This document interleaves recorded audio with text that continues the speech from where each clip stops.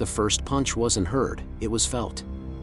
A vibration in the ground, like the earth itself was warning everyone inside Pelican Bay State Prison that something had snapped. For years, inmates had whispered about the storm that never comes. On February 23, 2000, the storm finally broke. If stories like this fascinate you, hit subscribe, because this one only gets darker. Pelican Bay wasn't just a prison. It was a machine built to crush human defiance. On California's northern coast, surrounded by mist and pine, it stood like a concrete shipwreck, isolated, cold, and ruled by silence. Inside, two worlds coexisted, the general population yard, and the SHU, the security housing unit, where men vanished into small white boxes for years. Tension had been building for weeks. A rumor spread that correctional officers were favoring one gang over another, an invisible line drawn between norteños and serenos. Words turned to warnings, and warnings to coded signals. Nobody talked openly, but every inmate felt it, something was coming. That morning, the yard opened as usual. The sun was pale, filtered through fog and razor wire. The guards on the towers scanned the field, rifles ready, hands steady. Inmates stretched, played handball, walked in small groups. But then, a shout broke the rhythm. One man dropped. Another charged. And suddenly, the entire yard erupted like a match dropped in gasoline. From the tower, it looked like chaos, hundreds of bodies clashing in a storm of fury and desperation. But to the men inside, it was war with rules. Every gang had a code, and every move meant something. Officers fired warning shots. Down. Get down. No one listened. Not yet. When the first tear gas canisters landed, the fog turned poisonous. The smell of chemicals mixed with sweat and metal. Then came the sound that haunted every survivor, the pop of live rounds. The riot was no longer inmate versus inmate. It was inmate versus the system. By the time the alarm stopped echoing, dozens lay bleeding on the concrete. Some still moving, some not. The yard was silent again, but the kind of silence that means something terrible has happened. Inside the control room, Lieutenant Harris stared at the surveillance monitors. "This wasn't spontaneous," he said quietly. "This was planned." He was right.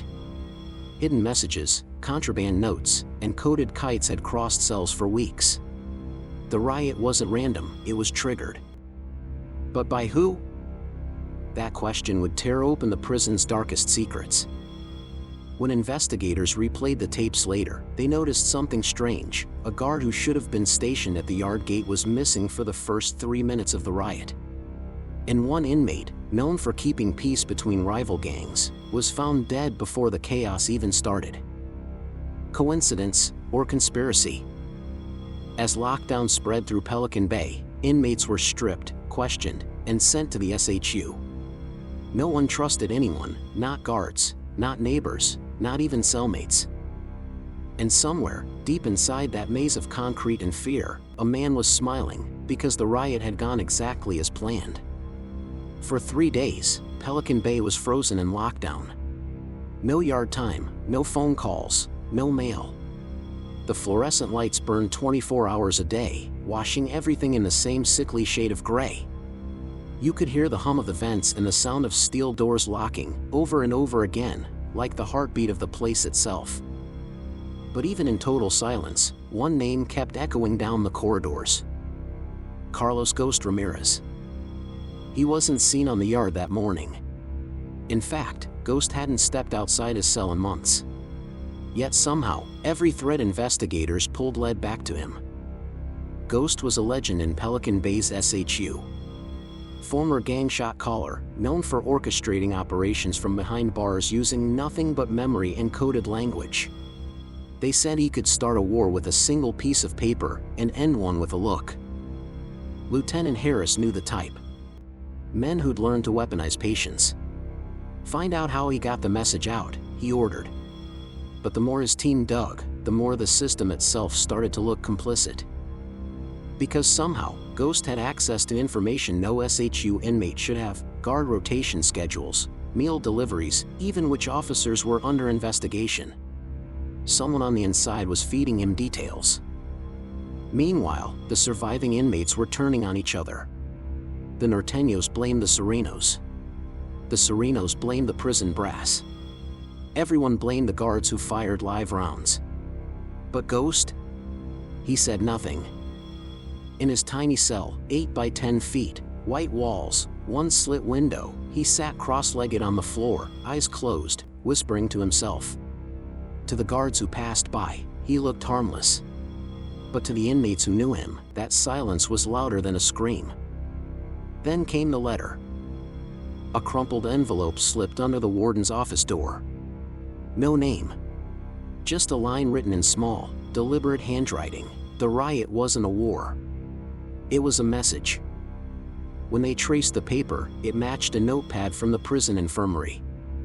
And the infirmary's nurse, one of only 2 civilians with access to SHU records, hadn't shown up to work since the riot.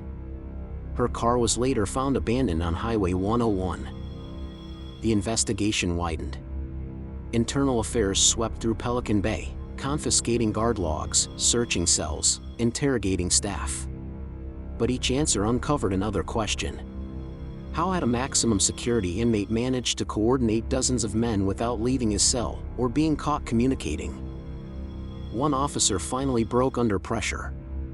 He admitted to delivering legal mail for a fee. Letters written in legal jargon, stamped with fake attorney seals. Inside those letters, coded instructions from Ghost, routes, times, orders. And at the bottom of every page, one word in invisible ink: balance. But balance between what? Justice and revenge? Gangs and guards? The truth was uglier. The riot hadn't been about territory. It was leverage. Ghost had used chaos to send a message to a rival gang leader transferred to another facility, and to remind the administration that he still held power even in isolation. As this realization spread, fear seeped through the prison like cold air under a locked door. Guards doubled up on shifts. Inmates whispered through vents. Everyone knew Ghost couldn't be stopped by walls. Then, without warning, a second note appeared, this time in the warden's chair. The next message will be louder. No one saw who left it. Cameras showed no movement. The control logs were clean. And yet, the message was clear.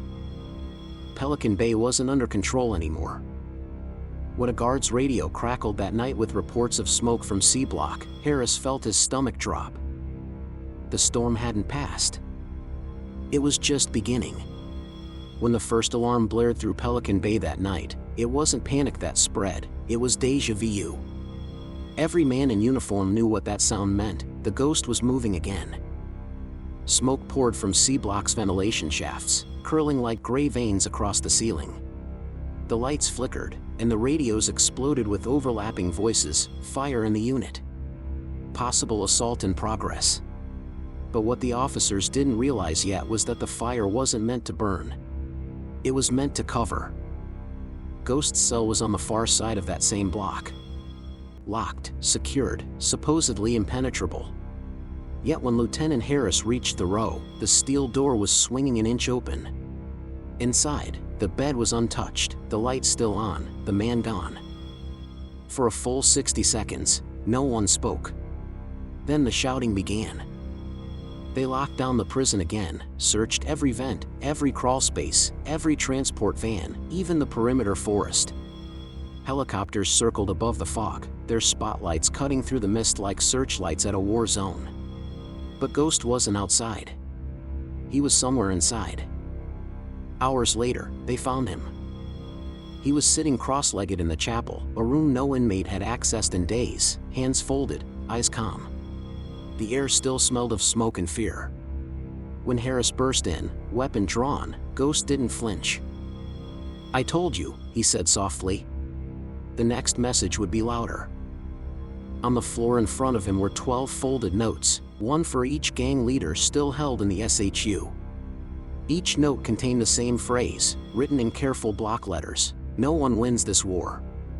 We all just keep fighting it." It wasn't a threat, it was a confession. The investigation that followed revealed everything. The nurse who disappeared. She'd been coerced, her brother was serving time in another prison under Ghost's reach. The guard who carried the letters. He'd been paid in protection. Even the fire had been orchestrated by 2 inmates working off coded instructions hidden in Bible verses smuggled through the mail. Pelican Bay was forced to confront its own illusion of control. For years, the administration believed isolation broke men down. But the riot, the fire, and the messages proved the opposite. The system had created its own architects of chaos, men who learned to command empires from within a cell no bigger than a bathroom. When it was over, Ghost didn't fight. He didn't resist. He simply said, "You built this place to contain monsters. Then you taught us how to think like you." He spent the rest of his life in solitary, 30 years of unbroken confinement. No parole, no visits, no sound except the hum of fluorescent lights and the faint ocean wind through the cracks in the vents.